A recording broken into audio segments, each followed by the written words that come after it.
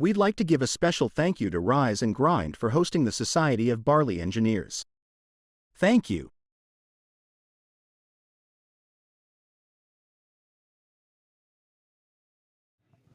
All right, thank you, everybody. I'm John Bell.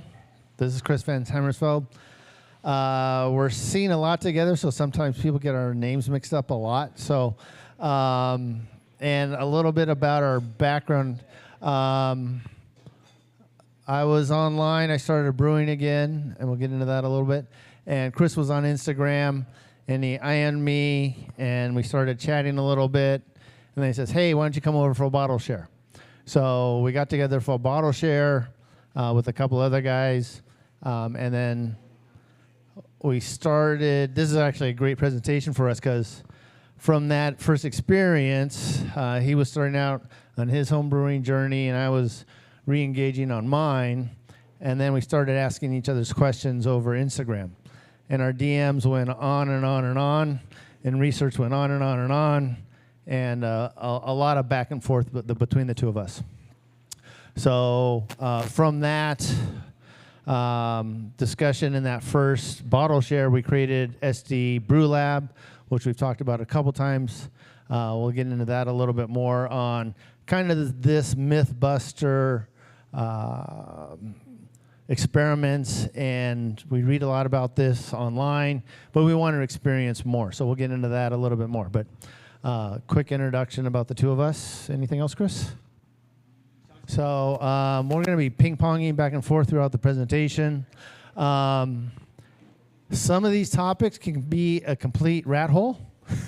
And so, you know, we've got about 40 slides to go through. So we'll try to keep it moving along. The other thing is we've got some experience, a few years brewing experience between us. In the crowd, we probably have hundreds of years experience as well. So I know Mr. Bob McKay, 28 years of brewing experience in the front row here.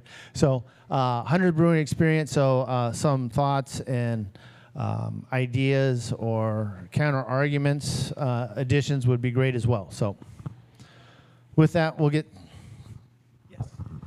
We will be wrong in some of this stuff. That's why we said maybe and I don't know a lot. So, okay. So let's get started. Mythbusters. So when you start brewing, you go and get a recipe. And I compare it to Julia Child and having her Coq au vin chicken recipe, and then saying, I can go to that kitchen and make that recipe. Or I have Jamil's award-winning book of beer styles. I can take that and I can go make award-winning beer right off the bat. Can you? Can you really? But we also have the worst cooks in America appearing sometimes as well. And it takes a lot of time and experience. So what makes great brewers through this process, or what makes a great brewer? Process is probably the biggest one. So as you start on your brewing journey, you know, your process, your techniques, your experience to overcome your brew day as well. Ingredients also play a very big part.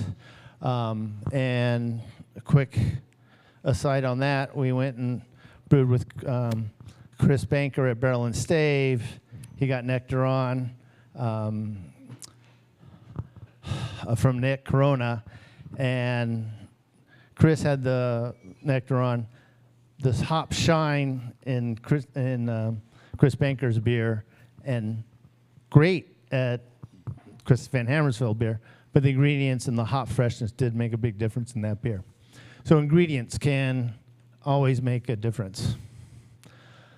Also, how detailed is that recipe that you do get? Like, Zymergy just comes out and says, here's all the award-winning recipes. They may not have the water profiles, the little tricks and techniques that they might have done while brewing that beer. So a little bit more about my journey. I started with this book in early 1991 or 2. Complete Joy of Homebrewing by Charlie Papazian, who's the godfather of homebrewing, right? I lived that book. I read that book. That was my foundation of brewing. So I brewed for about 5 years. Then I had kids. I took a 20-year break, and then I came back. But when I came back, this one little book that I started with, because this is basically what you had at the time, internet, no. Availability of recipes, no. But as you go today and look at all the information out there, there is a ton of information. Brad Smith's podcast, Craft Beer and Brewing, has a bunch of information. Experimental Brewing, Denny and Drew Beecham, all podcasts you can listen to, and one of our favorite, Philosophy. And that's kind of what Mythbusters is, or Philosophy is based upon, is Mythbusters. And when I went from here to here, I was all excited. I'm like, oh, these guys are doing great experiments.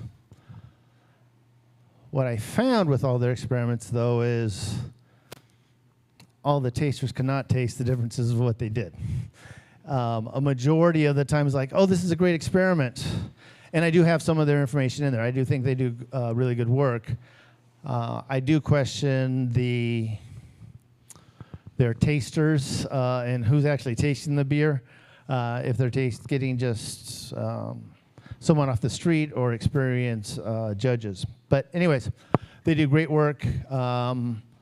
And so when we started this, Chris and I started this presentation, we sat down and says, Mythbusters. So we just brainstormed on myths and filled up in an IM in about 15 minutes all the myths of what we should do, and that's where we are. So that's what we did. And one of the first myths that is out there, and is still out there being discussed. Hold on, did I miss? Oh, yeah, myths. So are these myths? Are these beliefs?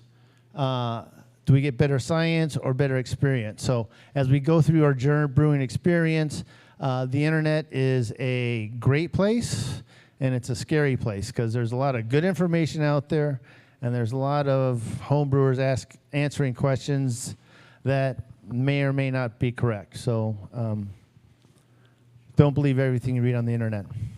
However, so in Charlie Papazian's book, this is the quote: "The advantage of racking beer," and this is written in 1990-ish or 88-ish. Advantage of racking beer: lock away from the contaminants in the air and removed from the sediment. About 2 weeks after the sediment will begin to break down and may contribute off flavor. So basically what they were saying in this book, and this is what everybody did back then, because they read this like after primary fermentation, you need to rack your beer. This myth is still out there, or is it a myth? Is it necessary? That's the question. So is it necessary to rack your beer? Most likely not is the answer. So a lot of these answers will be, it depends, but probably not. Why were they worried about this? And in doing this research, I ran across John Palmer, even was saying this in his books. But what he said was the yeast availability from White Labs and Y yeast improved through the years. But what they were really worried about is the yeast autolysis, and that yeast breaking down and causing off flavors in beers. So they wanted to get that beer off that yeast cake to prevent all those off flavors. This is still going around on the internet. Most people say don't do it, and I would agree with that. Don't do that. But why not? Why wouldn't you want to do this? This sounds like a good thing. Even if maybe those yeast cells are just starting to break down, it sounds like a good thing. The biggest issue is going to be oxidation. And oxidation is going to come up a couple times in this presentation because it's the bane of my existence. So when you rack it, you do have a big chance of oxidation. And so this was a typical setup that I pulled off the internet. And this picture makes me cringe because we're racking out of a bucket into that carboy, and it's just stirring the oxygen around, and it's going to oxidize your beer eventually. And we'll talk about more oxidation. But I see this, and I just see beer going bad, good beer going bad quickly.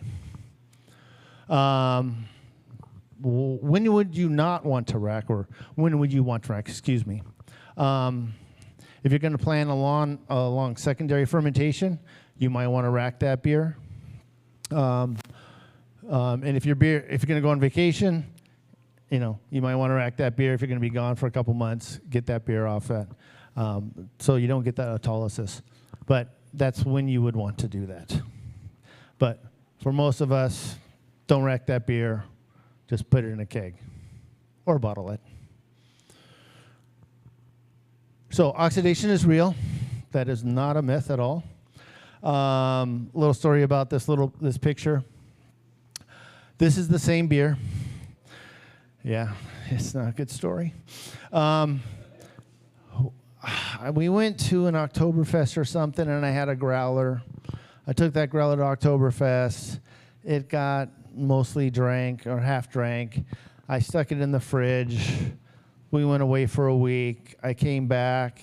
My wife Rosie says, "Hey, let's get that IPA out. It was pretty good." Poured that beer, and she's like, "There's something wrong with this." I'm like, "No, it's a good beer. It's good." So then I went and pulled another one off the kegerator, and it looked like this. And I put them side by side and went, yeah, that's oxidized. Yeah, it's not good. Anyways, so that's one reason why you don't want to be racking unnecessarily. We're going to see this slide a couple more times later. So, oh, great, time for beer. Speaking of oxidation, you want to? So, I don't know. That's what we're going to find out. So we got some 394 for you. It is the theory of oxidation is that the crystal malts hold on to the oxygen more, and if they are exposed to the oxygen, then they're going to oxidize faster. I've heard Peter Cronin, who is the QA manager at White Labs, speak a couple times. He's very, very good. And getting this beer not to oxidize was the bane of their existence. So if you have oxidized beers, a lot of people have the same issue. I got the specs. I pulled them all offline off the AleSmith website, and it said it was 13 IBUs. I don't believe it's 13 IBUs, but maybe at 31, but it's... What's that? Metric IBUs, yes.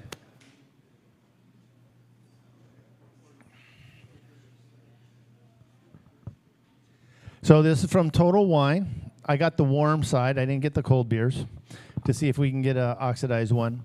And the reason I chose 394 instead of Sierra Nevada, because we did the tasting before, and that beer was oxidized, if you're here for that meeting on the judging.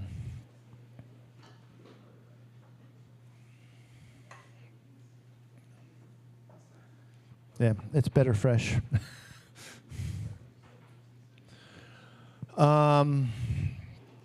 Another theory that you'll hear online and online threads is the CO2 blanket. It's very good. The CO2 blanket will save you. That's not going to save you at all. So this little graph is our air that we breathe. It's 78% nitrogen. 20%, 21% oxygen, and a bunch of other stuff. Our air does not stratify, and either when you add that CO2, it doesn't create this beautiful, fluffy blanket above your beer. You'll hear people say it does. As soon as you open that carboy, as soon as you open up that keg, that's going to mix that air or that CO2 with that air and oxygen, and you're going to introduce that oxygen into your beer. So be aware of that and don't do that. Okay. Oh, and when you open up your fermenter or keg, you do run the risk of creating sour beers. Oxidation is still real. Oxidation is at the package dissolved oxygen needs to be below 50 ppb, not M, B, billion, to prevent oxidation. I told Chris this at the time, and he ran some numbers, and it's like 1 cubic centimeter of air, not oxygen, in 5 gallons of beer. So that's like, you know, that much air and you're going into your keg can oxidize your beer. Just be aware of that.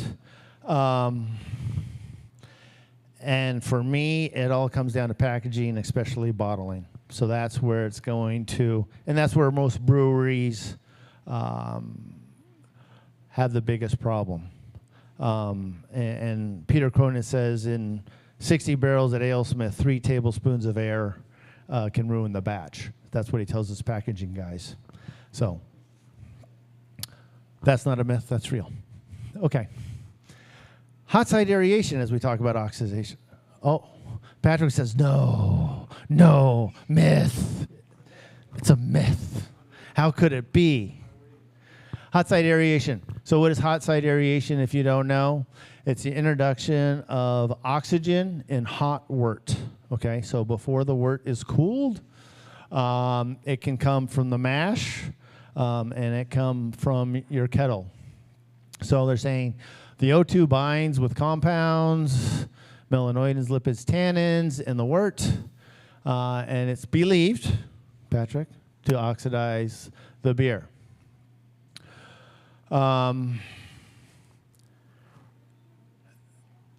HSA is real. Big breweries do worry about this. At the homebrew level, I haven't seen it as an issue myself.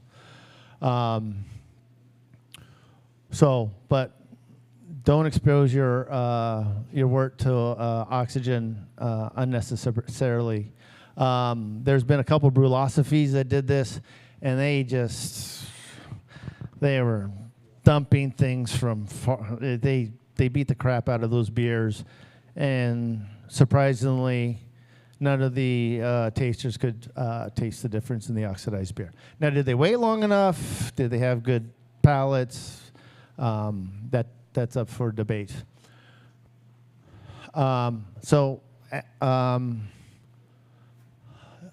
Jeff Case from Quaff did have a hot side aeration problem. He had his whirlpool arm above his wort, so as he was whirlpooling, he's just dumping oxygen into his beer, and he ended up with some oxidized beers. He changed that configuration so it was below the top level. So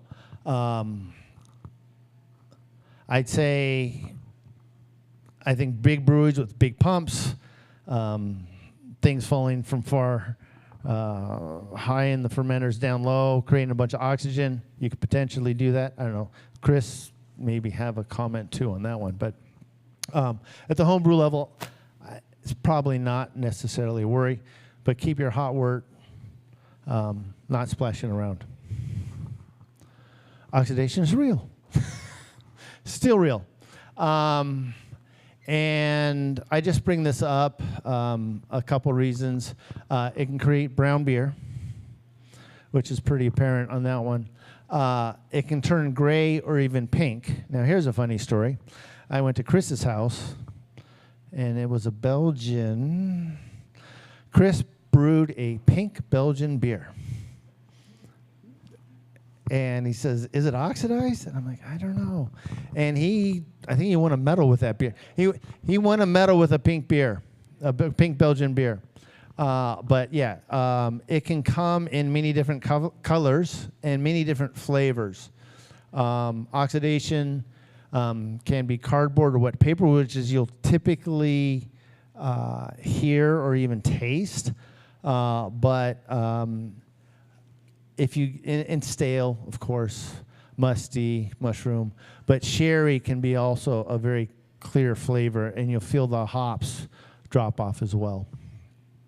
Okay. But is oxidation bad in your brewing process? Not necessarily. So oxygen is actually good in the fermentation process, right? So during an initial fermentation, those yeasts are going to need that oxygen to promote those yeast growth. 8 to 10 ppm is required. If you have an O2 tank, which I do, you need about 1 liter for 5 gallons. I can adjust it at 0.25 or 0.5. So just multiply the time up for whatever setting you use. Also, if you're going to do bottle conditioning or cask conditioning, oxygen is actually good. They're going to eat that oxygen and create your carbonation for you. But as we discussed, O2 is bad in the mash, boil, and whirlpool, and after initial fermentation.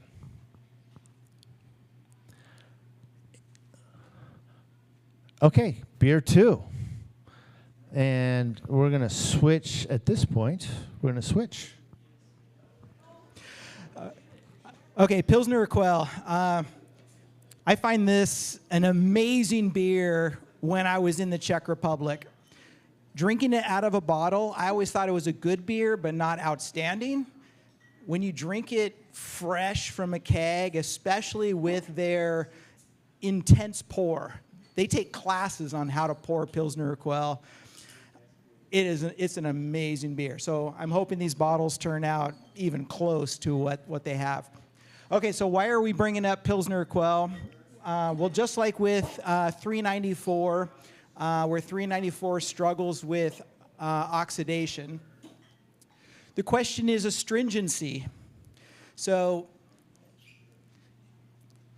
does sparging with water over 170 degrees cause astringency? We've been told this over and over again, keep your sparge water at a reasonable temperature. Well, the short answer is probably not. And the reason for that, or what is the purpose of mashing out? So we raise the temperature to 170 degrees and then sparge with 170 degree water. Mashing out is to free up the sugars that are stuck to the grain husks and to denature the enzyme. So we're actually trying to stop the saccharification process so that we have the exact gravity that we're looking for and then can recreate that next time we want to brew the same beer. Okay, so why is it probably not that sparging with over 170 degrees causes astringency? Well, decoction. And the beer that we're serving right now is decocted. And I've made my own Czech Pilsner a couple of times and even had it judged even by Grand Master judges. Astringency is never an issue with this style. And yet, with decoction, we're boiling the grains. We're not taking it even above 170. We're taking it all the way to the top. And I hold mine at a boil for 20 minutes twice and then reintroduce it right back into the mash. All of that hot water working on the grain husks, and it does not bring out the astringency. So not sure where this myth came from, but it was one that I lived by for a long time until I started to do decoction mashes and then started questioning the whole thing. So what does it supposedly cause is the tannin extractions. So the tannin extraction can be found with a high pH. So if you're mashing above 5.5, you can actually draw out quite a bit of tannins. But there does not seem to be evidence that the tannins are brought out by temperature alone. Also, over-sparging.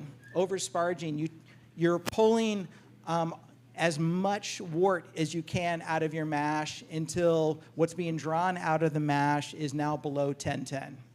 Then you will start to have those tannins. Astringency is one of those flavors that's not like sweet or sour where you recognize it right away. It's one that I actually have to look up almost every time. What is it? Well, astringency is a drying effect in your mouth. Sucking on a tea bag is a good example of it. Vinegar is a good example of that. So they are recognizable flavors. It's actually not one of the flaws I usually look for other than oxidation. That's an easy one because I look at the beer. Why is it pink? Okay, so this is the decoction schedule that Pilsner Urquell has used since 1842. They do a triple decoction where they mash in at around 100 degrees, and what they want to do is break down the beta-glucans. Since they're working with an under-modified or a semi-modified floor-malted grain, doughing in at the 100 degrees helps to start breaking down the beta-glucans from the start. They didn't do their first decoction, and they do a rest right up in the middle. That rest is at 158 degrees. So whenever you pull the grains out of the mash and take them to a boil, you're denaturing all those enzymes. Well, this is about a third of your mash you're boiling. So they put this extra step in at the alpha amylase level at 158 to take advantage of some of those enzymatic actions to break down sugars from even that very first decoction. Now, as it's on the ramp up, it's going through peptidase, proteinase, beta amylase, and then they hit alpha amylase, and then they take it to a boil. Their boil is about 15 minutes long. Then they reintroduce that back into the mash. It raises them up to their first rest, which is a protein rest. They let it sit there while they do their second decoction. Second decoction goes through an alpha amylase rest, boil, and then back in, and then that gets them up to their saccharification level. I believe they do around 154 for their saccharification, and then they mash out at the end with one final decoction. That is an awfully long brew day. So I just did my Czech Amber Lager last weekend, and I only do a double decoction. So I skip this first one, and I just start with my my Herms, just bring it right up to the protein rest, and then go from there.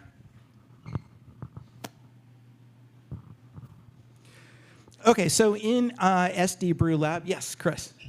I don't get a stringency on this, but I definitely get diacetyl, which is acceptable for style. Check all the check styles. Oh, I was pointing out that I don't notice it being overly astringent, but I definitely get diacetyl, which the Czech styles are known for that. That's acceptable in the style guidelines for all the Czech ones, that the Czech yeast generally produce a little bit of diacetyl, but kind of adds to the mouthfeel, and it's kind of just part of the style. Yeah, so you're not getting the astringency that you would expect by boiling the grains. And on the diacetyl, from everything I've read, it is really hard at the homebrew level to get the exact right level. So the advice is don't even try to do it. Just stay away from it, and do your normal rest as a lager. So in SD Brew Lab, we did an experiment with the Czech Pilsner.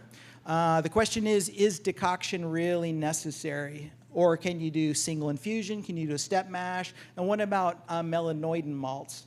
So I believe we presented this data here before, but we had a very straightforward Czech Pilsner recipe. It was 100% of the floor malted Weyermann malt, Bohemian malt, and then 100% Saaz, extremely light water profile, and then we each had a different mash profile, and we used the Pilsner Urquell yeast strain in it. The results were basically, you can see the numbers at the bottom down here. The decoction and the melanoidin were the two favorites from the judges, but not by much. Even single infusion got a 2.5 rating versus the 2s. The lower the number, the better, like golf. Oh yeah. Okay. So out of these, which would you guys expect would be decoction, boiling the grains? 1, 2, 3, or 4? 3. Yeah. Even the judges said 3. That was the melanoidin. This was the decoction, and that was the melanoidin. I think that was the single infusion, and that was the multi-step. But it was interesting that the numbers were so close. But the judges ultimately said between the melanoidin and the decoction that those were actually the better examples, that they had a little more life to them.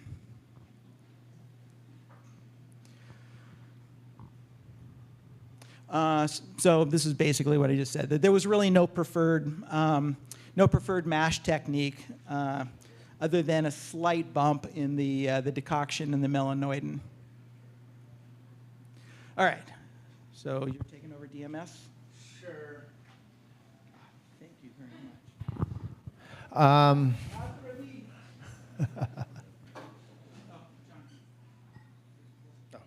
Thank you. DMS is not a myth. I just wanted to put it up here because I did a beer with a 30-minute boil, so that you're going to try. So I did want to touch on DMS. It's a cooked corn flavor. It's volatile at 165 degrees. Easy to eliminate. Just make sure you boil for 60 minutes. You want to isomerize those hops anyways. So not too difficult to avoid. But the reason I put it in there is I made a hazy. Jocks is better. I'll give an inspiration behind this beer was I had a beer from North Park Brewing, and I really liked it. And eventually I found out that the hops, Kelsey told me that the hops came from Hophead Farms in Michigan. And it was a Chinook. And I was like, what? Chinook? And it gives a lot of pineapple character. And I got those hops, and this was about 2019, I think. And he was right. I brewed with some Chinook hops, and they were amazing. Then I couldn't find any. All the fields were being bought. I couldn't get them at the homebrew level. I just got some. I got all excited. So I went and brewed this beer. And for me, this is not my favorite. But anyways, there's the grain bill. Basically, I used Gallagher's Best for this because I had it in my house. I added flaked oats, some chip malt, some flaked wheat. London Fog East. So this is El Dorado and Chinook only. But then I knew I was going to do this talk, so then I'm like, okay, well, let me test the astringency. So I sparged with 180-degree water. I did a 30-minute boil. I did a 20-minute whirlpool. I accidentally did a hot side aeration. I went and put my immersion chiller in. It sat on my pickup tube. I turn on my whirlpool. I'm whirlpooling, and then I see it swirling on top of my beer. I'm like, well, that's not good either. But it's part of the myths. And then I sucked up all the trub in the fermenter. Or not all of it. I left the hops behind. Which gets us to our next myth. Trub in the fermenter. This is a Brewlosophy picture. They picked up everything in this experiment. I did not pick up everything. I picked up probably 25% of the right picture. I did pick up all the trub. I left the hop material, most of it, behind for this beer. But basically, the Brewlosophy experiment, surprisingly, they did these two beers, they picked up all this trub, and surprisingly, no one could tell the difference in the two beers, and they're exactly the same. I've always picked up some trub, and you're going to pick up trub in your brewing process. You're not going to get around it. It's suspended proteins. Those are going to go into the fermenter.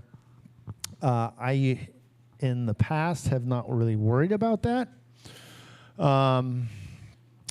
However, excessive hop material in your fermenter could cause some vegetable off flavors.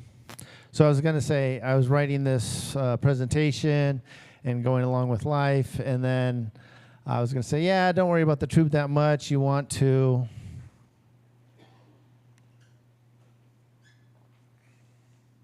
Yeah, it's just okay. One thing I didn't do on this beer is do a prio transformation, which was a mistake. But I was going to say, yeah, pick up the trub. Don't worry, relax. Don't worry, have a home brew. Chris's favorite saying.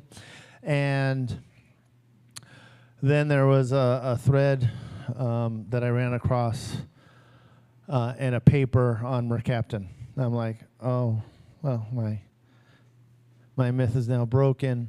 But mercaptan is a natural part of yeast fermentation, but it can cause some, can also be caused by yeast autolysis, where the cells die, which we talked about earlier. Off flavors are not great. Drains or rotting cabbage are some of the off flavors of the mercaptan.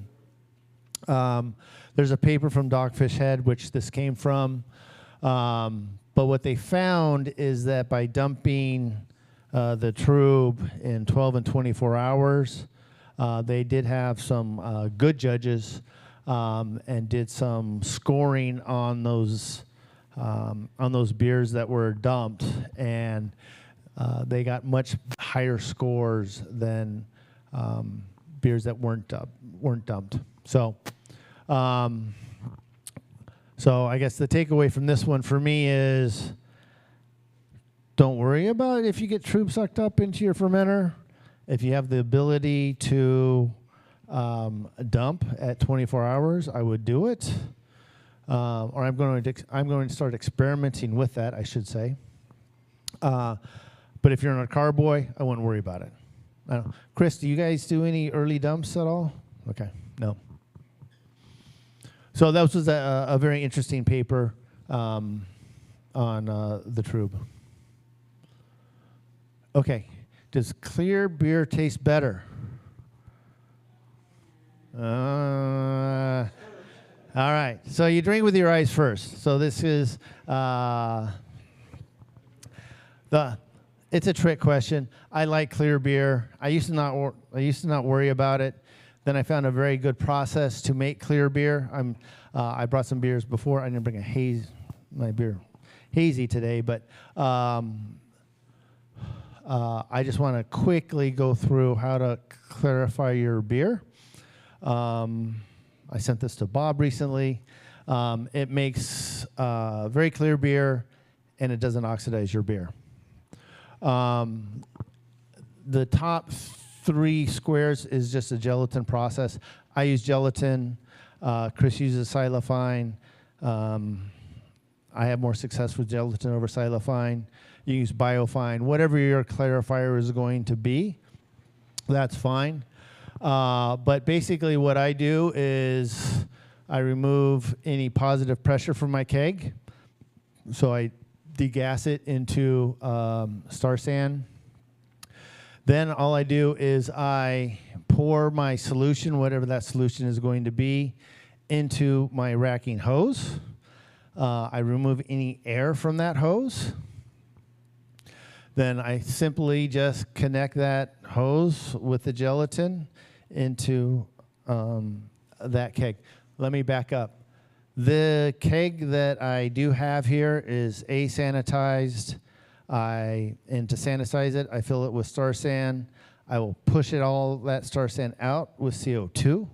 So now I have a sanitized keg and purged with CO2. So there's no oxygen in that keg.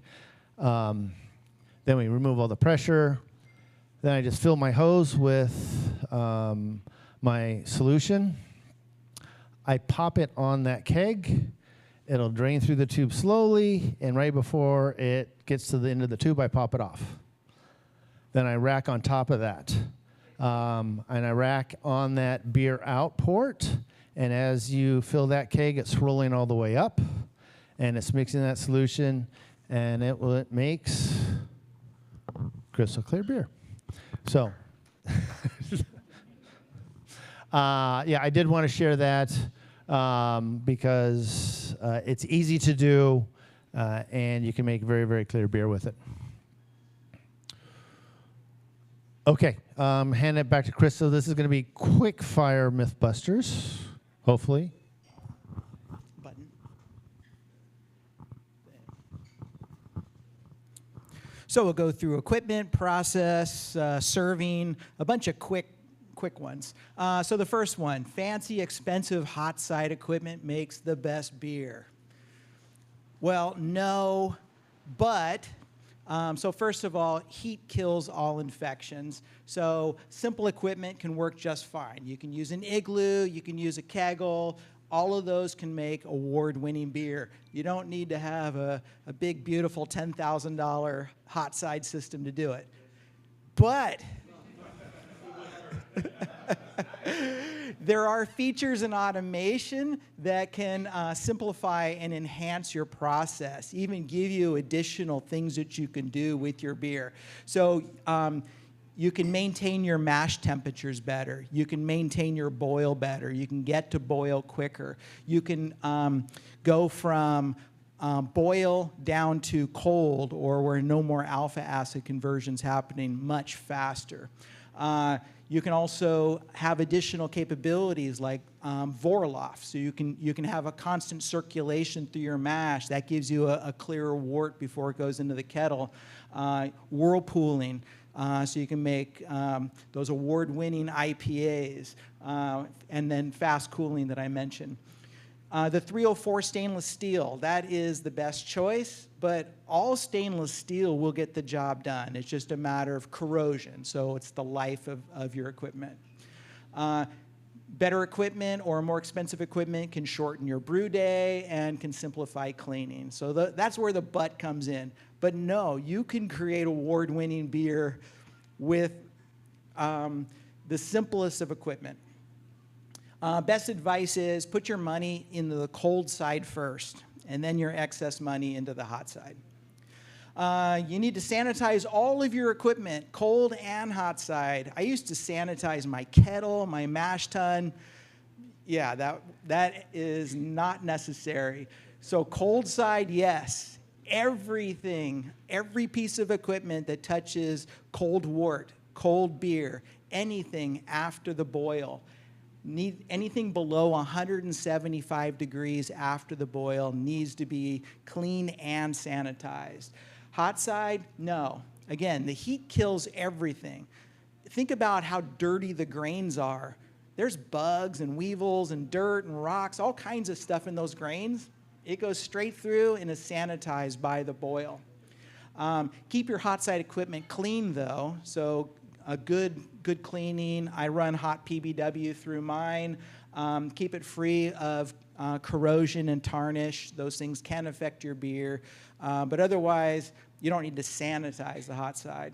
There is a gray area, though, which is all that equipment that is semi-hot, semi-cold, which is during the cooling process. So your immersion coil, counterflow chillers, your knockout hoses. Those, they really only need a certain amount of contact time with the hot wort. So some of my gray area equipment I will sanitize, and others I will run as the boil finishes, I will run the hot boil through it. Process. Good tasting water makes good tasting beer. I read this, I don't know, 5 years ago. I went and got the alkaline water from here in Carlsbad, and I made horrible beer. So in this case, it actually depends, because that alkaline water can actually make good stouts. But you try to make a good lager, a really good light beer out of it, it's too alkaline. The pH is too high. So water mineralization is a function of the beer style. So if the good tasting water matches the style of what you're making, then yeah, it's going to make a great beer. But when it doesn't, you will notice it. So the choices to consider in water is the hardness of the water, how much calcium and magnesium is in it, the sulfate to chloride ratio and their levels, high or low, and then also the sodium and bicarbonate levels for emphasizing your malt. Higher the brew house efficiency, the better the beer. So this is for all grain. Do you need to get 90% or above mash efficiency? The answer is no. Sugars are sugars, and they are properly and evenly distributed throughout the wort, no matter what the efficiency. What you can get with efficiency is saving money. So, Chris, I'm sure you shoot for as high of efficiency as you can, because then you use less grain. At the homebrew level, if you use $1 more of grain versus not doing that $1, you may not even notice it. The other thing that you can get with better efficiency is on a small system, you can make larger batches. If you're shooting for that 13, 14% imperial stout and you're maxing out your mash tun, well, if you have good efficiency, you can pack a lot of grains in there. Vigorous boil. I heard this over and over again, and if I do a vigorous boil in my system, my boil off rate is so fast, I can go from 8 gallons to 5 gallons really fast. So is vigorous boil really necessary? Yes or no? Well, it's actually a maybe. So first of all, no. 212 degrees is 212 degrees, no matter how rapid the boil is. Hitting 212, regardless of intensity, is still boiling. You are having all the same chemical reactions. Again, no. Alpha acids. Alpha acids will convert at anything above 175 degrees. If you hit 212, no matter what the intensity, they are converting at that same rate. Okay, well, as needed. A vigorous boil actually increases your evaporation rate. So I try to keep my evaporation rate to about 1.2 gallons per hour so that I can have the same recreation of a recipe every time.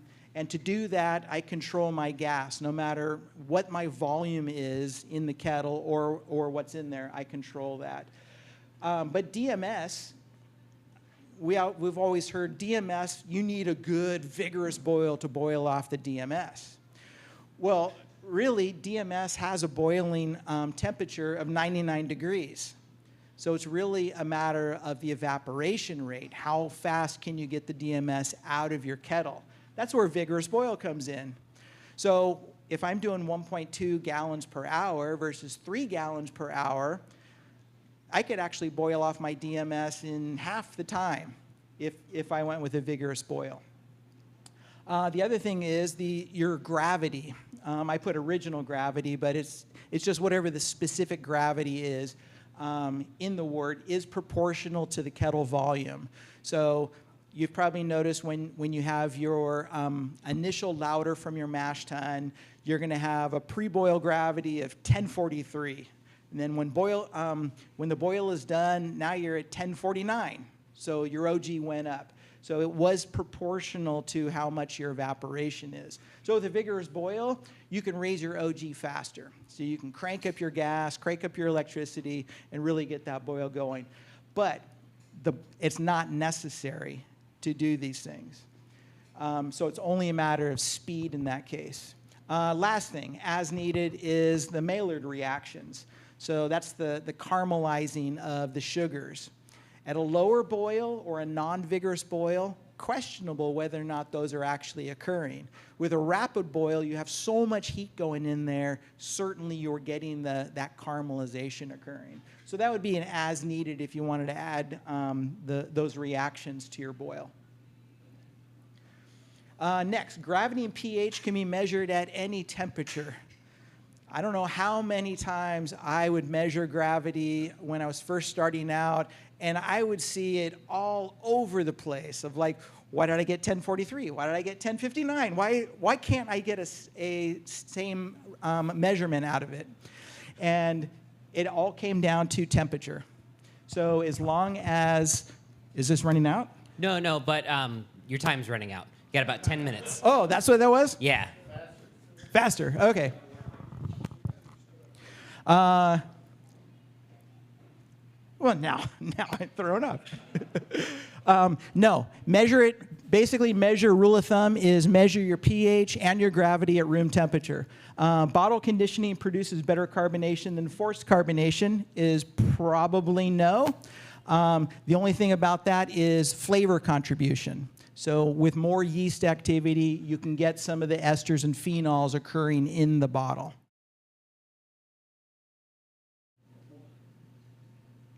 Do we need to know about fermentation? You need to temp control your fermentation. It depends.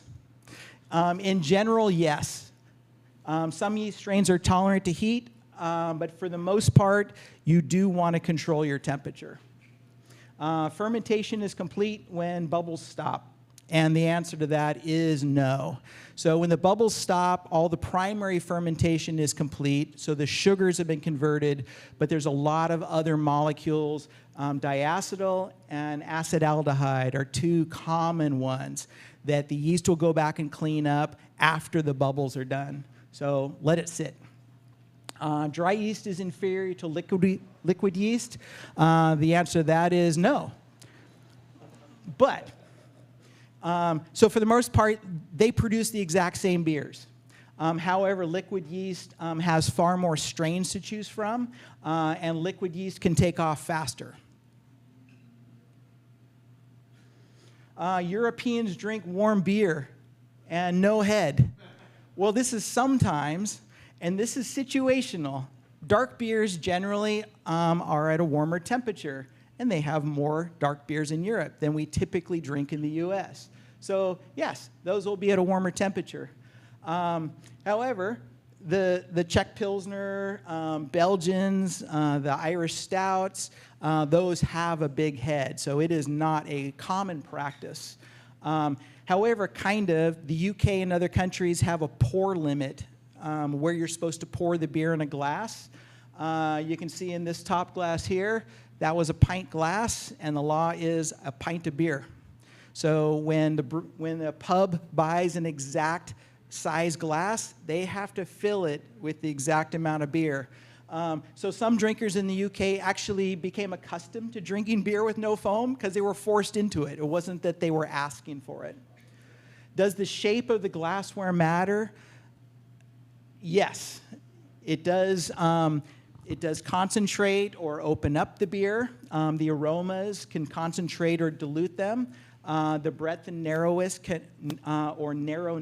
can allow for the foam level to create properly. Small servings, like a Kolsch, so you're always drinking a fresh beer. But then maybe drink with your eyes, as John said. So an appetizing presentation. And the Belgians swear by their glasses, and most breweries have their own glassware specifically for them.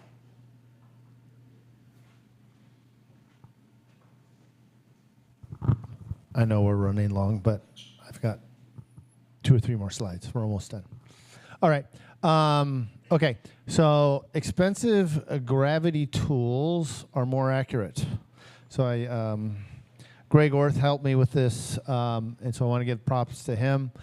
We ran a quick experiment, or it wasn't a quick experiment. We ran an experiment comparing a hydrometer, a refractometer, actually 2 hydrometers, 2 refractometers, Anton Par SmartRef, and an EasyDens, and measuring gravity.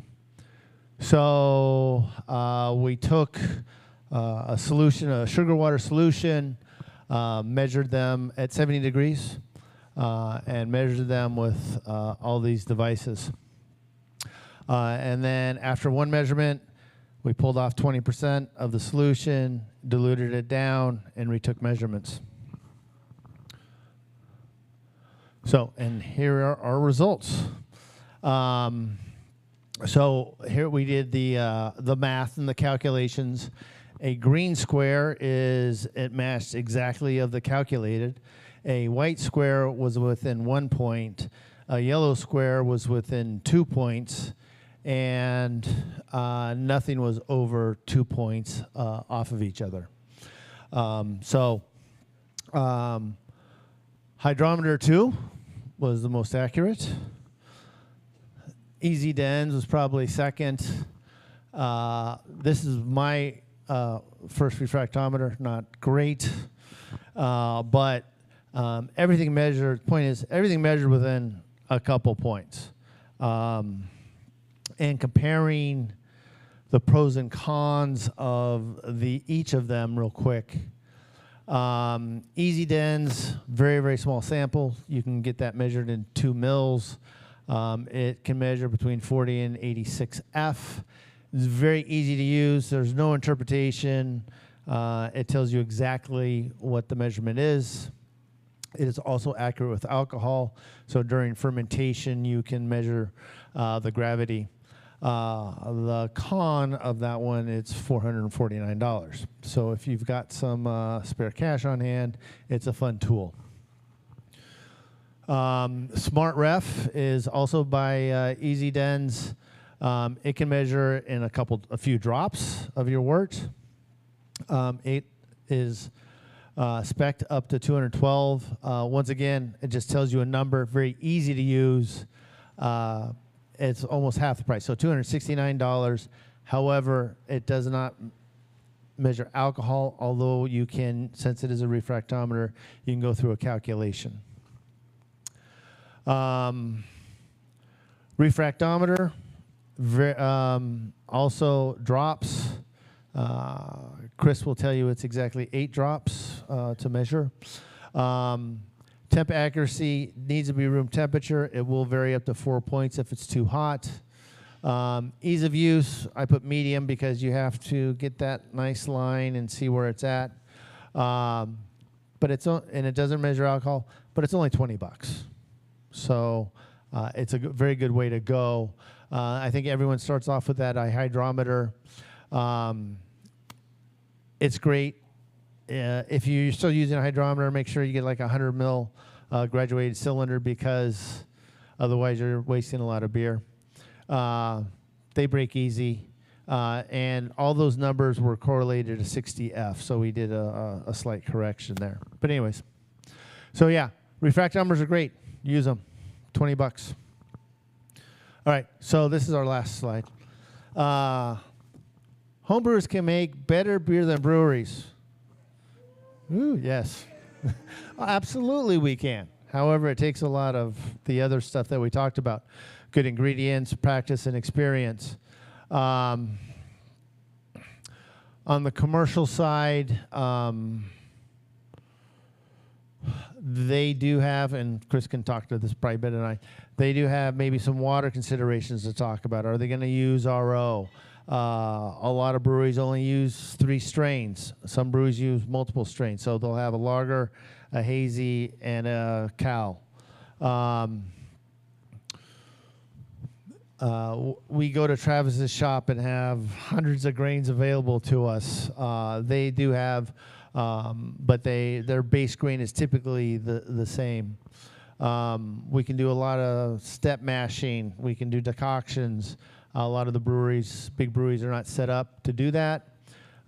Late hopping and temp control, it's easy to do for us. And we can brew any style that we like. And that's probably the most important. We don't have to brew what sells. We brew what we like to drink. On the commercial side, hop freshness, I think, is really important. They go select their fields, some equipment and automation. And they're also brewing the same beers over and over and over and have repeatability. So there's some advantage. Anyways, I know we went a little long, but I think we're done. Thank you. Oh. All right, so We got a couple quick seconds for questions if anybody's got one. Okay, fine. I always worried about hot side aeration. I have one of these things. I can just yell. Hot side aeration. I always worried about hot side aeration from reading stuff, and then I noticed a lot of people have grain fathers. And in a grain father, you have the mash sitting up, and water is just dropping down and hitting. And one of the ways to speed up the grain father brewing is once you start sparging, crank the temperature up to 200. So I no longer worry about hot side aeration as a home brewer. That was just a personal observation.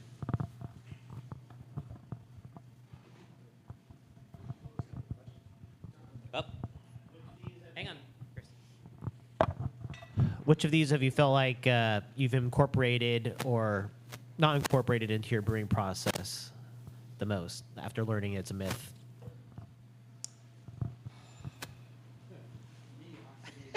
Yeah, I guess oxidation, and that's still a something that I'm dealing with oxidation and trying to, and in packaging mainly is something I'm still trying to do. So when I do competitions, it's like the day before the bottles are due, I'll bottle right before then and send them in because it's hard.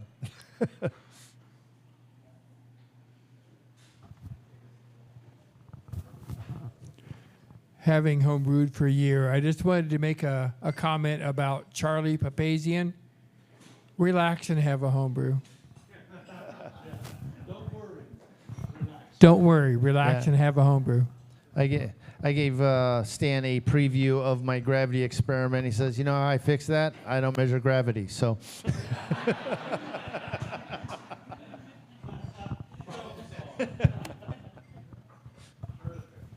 A lot of people comment about me not measuring my gravity, but I just wanted to make a quick comment about it. That being that when I first started using